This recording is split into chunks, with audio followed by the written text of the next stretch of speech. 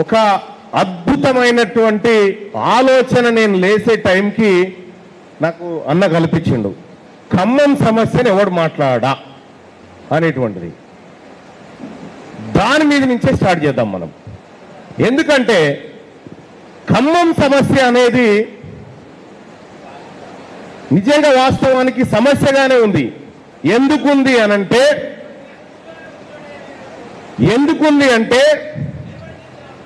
ఖమ్మం జిల్లాలో మొత్తం ఉమ్మడి తెలంగాణ రాష్ట్రంలో 10 ఉమ్మడి జిల్లాలుంటే అందులో ఖమ్మం జిల్లా కూడా ఒకటి.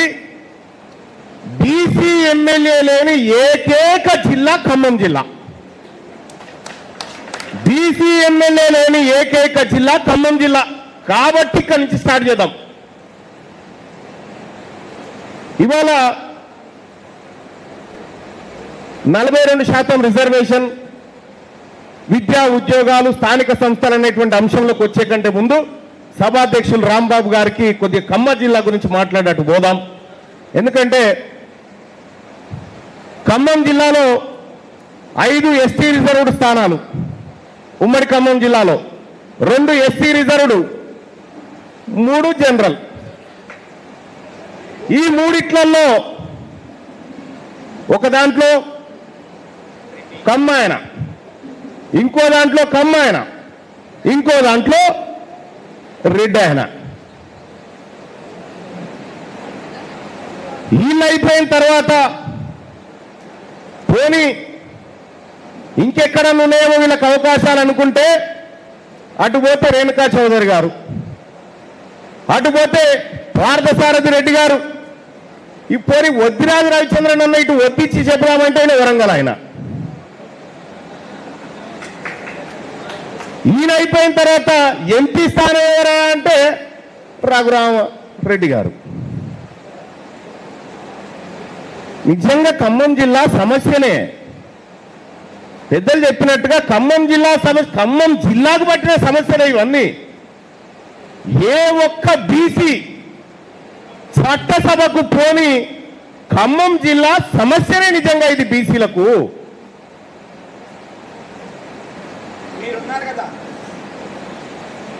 నేను మొత్తం తెలంగాణకే ఉన్నా. అందుకోసమే ఈ 42% రిజర్వేషన్ సంబంధించినటువంటి అంశం చర్చకు వస్తూ ఉంది. అది ఇచ్చిన తర్వాతే లోకల్ బాడీ ఎన్నికలకు రావాలి, లేదంటే లేదు అనేటువంటి మాట మనం మాట్లాడుతున్నాం.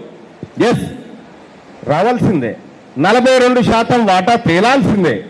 కానీ దానికి ఈ పాలకులు చెప్పేటువంటి కుంటి సాకులు అంటారు చూసినారా, దొంగ సాకులు అనేటువంటి కొన్ని సాకులు చెప్తారు కదా. దానికి మనం రాష్ట్ర అసెంబ్లీలో చట్టం వేసుకున్నాం, పాస్ చేసుకున్నాం, పంపించినాం అని చెప్పి ఏడికి పంపించినావు? యమధర్మరాజుగా ఏడికి పంపించినావు నువ్వు? ఇవాళ ఏందా మరి 42% అంటే 42% మళ్ళా కేంద్రం వాళ్ళు ఒప్పుకొని అదంతా చేయాలి కదా. నాలుగుతో తిరగకండి దయచేసి. బానిసలుగా మాకు ఇది కావాలన్నా, మాకు అది కావాలన్నా, మాకు కుల సంఘ భవనం కావాలి, మాకు పెన్షన్ కావాలి, నువ్వు తిరగడం బంద్ చేస్తే వాడు నీ చుట్టూ తిరగడం స్టార్ట్ చేస్తాడు. గుర్తుపెట్టుకోండి. ఇవాళ కాంగ్రెస్ పార్టీ అధికారంలోకి వచ్చిన తర్వాత 5 ఎమ్మెల్సీ స్థానాలు భర్తీ చేసింది. ఒక్కటన్నా రెడ్డిలకు పోనిచ్చిందా? ఒక్కటి కూడా వాళ్ళకి దక్కకుండా చేసిన. ఇవాళ నిన్న 3 మంత్రి పదవులు భర్తీ చేస్తే ఒక్కటి కూడా రెడ్లకు పోకుండా కట్టబట్టుకొని కావాలి నిలబడ్డ మీ సంగతి చెప్తా అని. రేపు ఇంకో 3 ఉన్నాయి. కానీ బీసీలకు 4 బాకీ ఉన్నారు. మీరు ఇంకా బీసీలకు 4 మంత్రి పదవులు బాకీ ఉన్నారు. మరి ఇంకోటి ఎట్లా మళ్ళన్నా అంటే ఇంకోటి మీరు రిజైన్ చేసి కాల్ చేస్తే మా వన్ని కూర్చున్న పెడతాం. మీ 42 లెక్కల ప్రకారమే మేము 56 తీసుకుంటాం మీరు చెప్పినప్పుడు, కాకపోతే 60 తీసుకుంటాం. మా వాటా ఎంతో మేము తీసుకుంటాం. ఇవాళ మహేష్ కుమార్ గౌడ్ గారు చెప్తా ఉన్నారు, రాబోయే దాంట్లో అగ్రవర్ణాలను అడ్జస్ట్ చేస్తాడు. సరిపోదా నాయన? సగం బస్సు నిండా వాళ్ళే ఉన్నారు. ఇప్పటికే 7-8 మంది ఉంటే ఇంకా వాళ్ళని ఇస్తారట. రేపటి తెలంగాణ రాష్ట్రంలో బీసీ రాజ్యం వచ్చి తీరాల్సిందే. ఈ సమస్యలన్నిటికీ పరిష్కారం ఒక బీసీ రాజ్యం మాత్రమే. ఇక ఒక ఆయన నేను రాజన్న రాజ్యం తెస్తా అంటాడు, ఒక ఆయన ఇందిరమ్మ రాజ్యం, ఒక ఆయన కేసీఆర్ రాజ్యం తీసుకొస్తా అంటాడు. ఇవాళ మేము ఈ ఖమ్మం నుంచి చెప్తా ఉన్నాం, 2028లో వచ్చేది బీసీ రాజ్యమే. అది మా ఛత్రపతి శివాజీ మహారాజ్ ఇచ్చేటువంటి రాజ్యాన్ని తీసుకొస్తామని చెప్పి తెలియజేస్తా ఉన్నా. మా రాజ్యం అది. మా రాజ్యంలో మేము మీకేం కావాలో చూస్తాం. కవిత పిల్లల కళ్యాణ లక్ష్మి ఇస్తాం. మేము హరీష్ రావు మనుమన్ని అంగన్వాడి బల్లె పెట్టి చదివిపిస్తాం. ఇక మనమంతా అయ్యా టికెట్లు, అయ్యా రిజర్వేషన్ అనుకుంటే కుదరదు. బీసీలకు బీఫాములు ముద్రించే పార్టీ లేదనుకుంటారు. కానీ మీరు గుర్తుపెట్టుకోండి, ఈ అగ్రవర్ణ రాజకీయ పార్టీలకు చెప్తా ఉన్నాం, ఈ తెలంగాణ రాష్ట్రం బద్దలయ్యేటువంటి బీసీల రాజకీయ పార్టీ వస్తుంది. అది మీ అందరినీ కూడా బొంద పెడుతుందని చెప్పి తెలియజేస్తా ఉన్నాం. మేం బానిసలుగా బతకాలనా? మీ కాడ మీ బిచ్చం వేసేటువంటి బీఫామ్ల కోసం తిరగాలనా? ఏం చేసుకుంటారు మీ తాన? ఓట్లు లేనోళ్ళు. ఓట్లు లేని దగ్గర బీఫామ్లు ఉంటేం లాభం? ఓట్ హమారా, రాజ్ హమారా, హమారా హిస్సా, హమారా ఇజ్జత్, హమారా హుకూమత్. మనకు కావాల్సింది మన వాటా, ఆత్మగౌరవం, అధికారం. ఈ మూడు కావాలి మనకు. ఈ మూడిటి కోసం ఈ ఖమ్మం జిల్లా మళ్ళొక్కసారి కథన రంగంలోకి దిగాల్సినటువంటి అవసరం ఉంది. ఆల్రెడీ ఖమ్మంకు కొత్తగా శిక్షణ తరగతులు అక్కర్లేదు. తెలంగాణ ఉద్యమాన్ని నడిపించి ముందు వరుసలో నిలబడ్డటువంటి పౌరుషం గల్ల ఖమ్మం జిల్లా ఆల్రెడీ శిక్షణ పొందిన కార్యకర్తలు, ఉద్యమకారులు రెడీగా ఉన్నారు. మెటీరియల్ ఇవ్వడం మాత్రమే ఆలస్యంగా ఉన్నదని చెప్పి తెలియజేస్తా ఉన్నా. ఇలా కొత్తగూడెం, ఇలా భద్రాచలం, ఇలా పాల్వంచ, ఇలా ఎక్కడన్నా తీసుకొని మనుగూరు, అశ్వరాపేట, ఎక్కడికన్నా తీసుకొని, కానీ ప్రతి నియోజకవర్గానికి ఆర్జేసీ కృష్ణన్న, మీరు ఏ పార్టీలో ఉన్నా, ఎక్కడ ఉన్నా, ఎవరేం చేసినా మీరంతా మీ నాయకత్వం అంతా గుంపుగా నిలబడి ఈ బీసీ సమాజాన్ని ముందుకు నడిపించాల్సిన బాధ్యత ఉందని చెప్పి తెలియజేస్తా ఉన్నాం. ఇవాళ మేమందరం కూడా, రాష్ట్ర నాయకత్వం అందరం కూడా బీసీ జేఏసీ మీ అందరికీ అండగా నిలబడతాం. మీరు ఎక్కడ ఏ చిన్న కార్యక్రమం తీసుకున్నా మేము నిలబడతామని చెప్పి తెలియజేస్తా ఉన్నా. ఇవాళ బీసీ అడ్వకేట్లు, బీసీ టీచర్లు, ఏం ప్రయోగం అది? ఎస్, చంద్రకుమార్ సార్ చెప్పిండు, మొన్నటి ఎమ్మెల్సీ ఎన్నికల్లో ఒక్కరే నిలబడితే బాగుండేది కదా అనేటువంటి అభిప్రాయం వ్యక్తం చేసిండు. కానీ సార్, నేను నా శాయశక్తుల కృషి చేసిన, దానికోసం ప్రయత్నం చేసిన.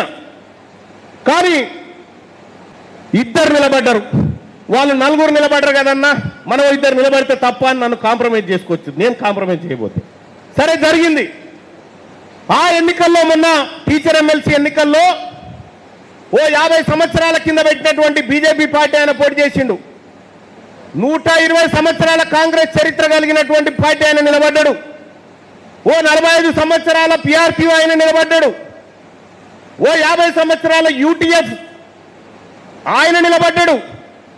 కేవలం 2 నెలల బీసీ అభ్యర్థిని నిలబెడితే 25% ఓట్లు బీసీల బిడ్డలు బీసీలకు తీసుకురాగలిగినామంటే 25% మంది టీచర్లను బీసీ ఉద్యమంలోకి తీసుకురాగలిగినాం అనేది ఇవాళ మేము గర్వంగా చెప్తా ఉన్నాం.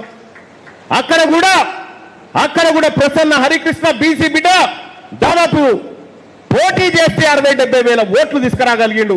ఇదే ఖమ్మం జిల్లా, ఇదే చైతన్యవంతమైనటువంటి జిల్లా, తీన్మార్ మల్లన్న ఇండిపెండెంట్ గా పోటీ చేస్తే 39వ సీరియల్ నెంబర్ మీద 1,00,000 ఓట్లు గుర్తేసినాడు. 1,00,000 ఓట్లతోటి నన్ను గెలిపించినంత పని చేసిర్రు. అయినా కూడా ఈ ఖమ్మం జిల్లా నుంచి ఈ తెలంగాణ రాష్ట్రం చాలా ఆశిస్తా ఉంది.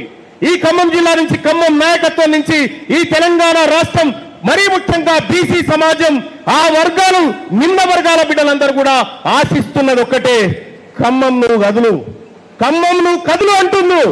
ఖమ్మం నువ్వు కథన రంగంలోకి వస్తే ఆ తర్వాత తెలంగాణ మొత్తం విస్తరించడం ఖాయం.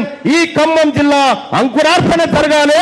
ఈ ఖమ్మం జిల్లాలో భారీ బహిరంగ సభ ఈ బీసీల పక్షాన జరిగి ఇక్కడి నుంచి సమర శంఖం పూరించాల్సినటువంటి అవసరాన్ని నేను గుర్తిస్తా ఉన్నా. సోదరులారా, మీరు చాలాసేపు అయింది వచ్చి, మీరు పోతాన్న కూడా పోనీయం. ఇప్పుడు మీరు కూర్చోవలసిందే. ఎందుకంటే ఈ ఖమ్మం అత్యంత పవిత్రమైనటువంటి ఉద్యమాల నేల.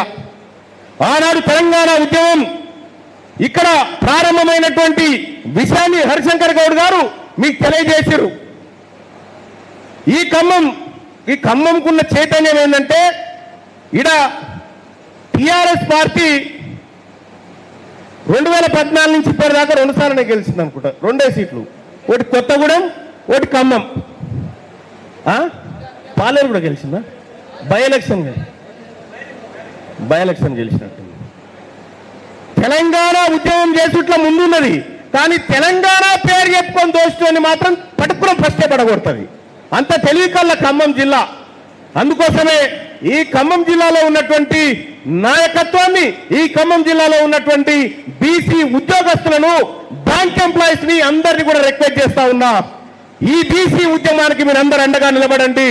ఇవాళ తీన్మార్ మల్లన్న మరికొంతమంది సోదరులం అందరం కూడా వాయిస్ లేపితేనే 42% ఇవ్వకుండా బయటి అడుగు పెట్టలేని భయంతో ఉన్నటువంటి కాంగ్రెస్ పార్టీకి ఇవాళ ఈ ఉద్యమానికి, ఈ తీన్మార్ మల్లన్నకు, మీ సోదరుడికి వెన్నుదన్నుగా నిలబడండి.